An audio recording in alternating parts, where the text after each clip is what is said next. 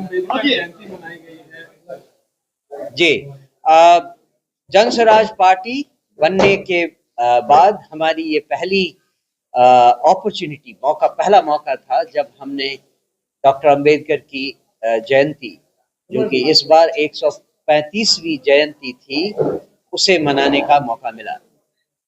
मुझे आशा है कि आप सब समझेंगे कि बहुत शॉर्ट नोटिस पे हमें ये करना पड़ा, क्योंकि 11 अप्रैल तक हम लोग एक बहुत बड़ी रैली में उसके आयोजन में व्यस्त थे। लेकिन मुझे खुशी है कि हम ये शुरुआत कर सके।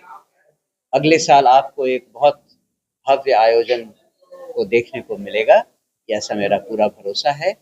मैं एक बार पुनः आपके माध्यम से बिहार की समस्त जनता को बाबा साहब भीमराव अंबेडकर की 135वीं जयंती की मुबारकबाद देता हूं और आपके माध्यम से ये कहना चाहता हूं कि उनकी जो नीतियां थी उनमें शिक्षा सर्वोपरि थी और सरकारों को ये निर्देश था कि शिक्षा पर सबसे ज्यादा ध्यान दिया जाए।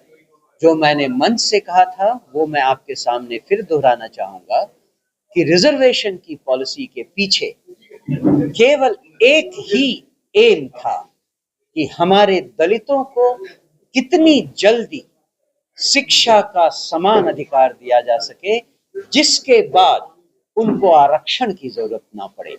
लेकिन सरकारों ने, चाहे वो सेंट्रल सरकार हो चाहे राज्यों की सरकार हो, उन्होंने इस बात का मर्म समझे बिना शिक्षा पर कोई ध्यान नहीं दिया और वो 10 साल का पीरियड इतना आगे बढ़ता चला गया कि बाकी दलों ने आरक्षण का मूल रहस्य, मूल मंत्र भुला दिया और अपने अपने वर्गों के लिए रिजर्वेशन की मांग करने लगे। ये सर्वथा अनुचित था और यही जनसुराज की परिकल्पना में आता है। हमारी परिकल्पना में जो सबसे पहली बात आती है वो है समान विश्व स्तरीय शिक्षा सभी वर्गों के लिए, चाहे वो किसी गांव में रहने वाला दलित हो या किसी झुग्गी झोपड़ी में रहने वाला कोई और बच्चा हो। हर बच्चे को विश्व स्तरीय शिक्षा मुफ्त मिले, जिससे कि उसकी और उसके परिवार को आगे आने वाले समय में किसी और बैसाखी की जरूरत ना पड़े।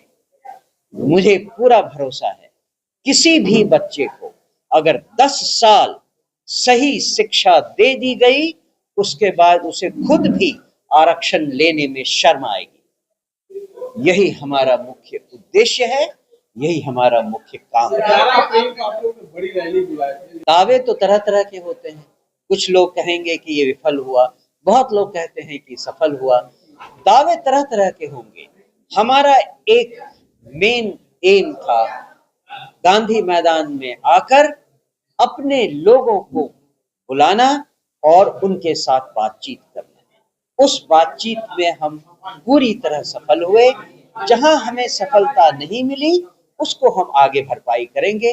जैसा प्रशांत जी ने कहा है, वो हमारे लोग हमसे नहीं मिल पाए तो हम लोगों से मिलने जाएंगे, उसकी भरपाई हो। मनोज जी एनडीए और इंडी गठबंधन के थे, न एनडीए के थे, न ही वो जनसुराज के रहेंगे।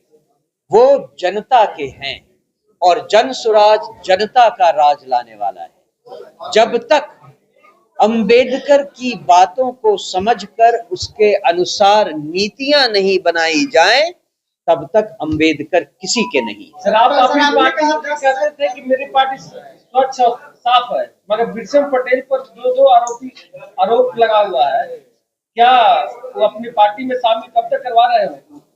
आरोप तो बहुत तरह के लोगों पर बहुत तरह के लगे रहते हैं। क्या उसके कारण उस आदमी के पुराने कार्यों की अनदेखी की जाए?